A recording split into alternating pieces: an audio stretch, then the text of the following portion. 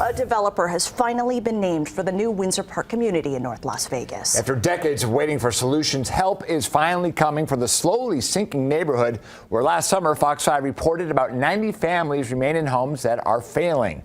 Windsor Park, known by residents as Winslow Park, was built between 1964 and 66 and was exclusively occupied by African-American residents. The Nevada Housing Division is currently working with the developer to finalize an official contract that outlines the requirements of the company to purchase land adjacent to the current subdivision. The project completion date has not yet been determined.